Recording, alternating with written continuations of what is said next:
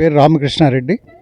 శ్రీ సరస్వతి విద్యాపీఠాలకి రాయలసీమకి అనంతపురం సమితికి అధ్యక్షులుగా ఉన్నాను. సరస్వతి విద్యాపీఠాలు దాదాపుగా భారతదేశంలో 25,000 దాకా ఉన్నాయని చెప్పేసి చెప్తున్నాం.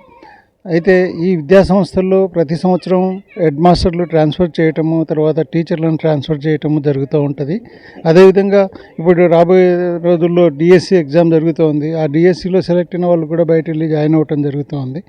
కేవలం ఒక వ్యక్తి వల్ల సంస్థ వెళ్ళిపోతుంది, సంస్థ దెబ్బతింటుంది అన్నటువంటిది అది తప్పుడు ప్రచారంగా భావించాలి. తర్వాత ఆదోనిలో 2వ శిశు మందిర్ అన్నటువంటిది ఒకటి ఉంది అని చెప్పేసి ప్రచారం చేస్తున్నట్టుగా మా నోటీస్కి రావడం జరిగింది.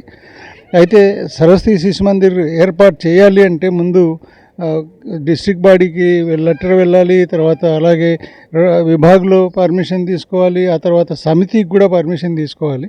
మాకైతే అనంతపూర్ సమితికి ఇలాంటి ఒక పాఠశాల కావాలనేటువంటి ఒక రిప్రజెంటేషన్ లేదు, మేము పర్మిషన్ కూడా ఇవ్వలేదు. కాబట్టి నెంబర్ 2 అన్నటువంటిది ఆదోన్లో నెంబర్ 2 పాఠశాల అన్నటువంటిది సరస్వతి విద్యాపీఠానికి సంబంధించి లేదు అన్నటువంటి విషయాన్ని తల్లిదండ్రులు కానీ విద్యార్థులు కానీ అలాగే నంద్యాల పట్టణ ఆదోని పట్టణ ప్రజలు కానీ తెలుసుకోవాలని చెప్పేసి తెలియజేస్తున్నాం. ఈ పేరు మీద సరస్వతి శిశు మందిర్ 2 అనే పేరు మీద నడిపేటువంటి సంస్థ ఈ యొక్క సరస్వతి శిశు మందిర్కి సంబంధించింది కాదు. కాబట్టి దీన్ని జాగ్రత్తగా గమనించి విద్యార్థులు తమ భవిష్యత్తును పాడు చేసుకోకుండా ఆలోచించుకోవాల్సిందిగా కోరుతున్నాం.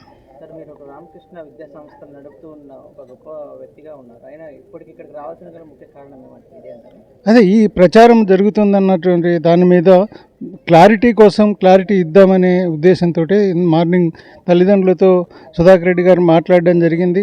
తర్వాత అధ్యాపకులతో కూడా విడిగా మాట్లాడడం జరిగింది.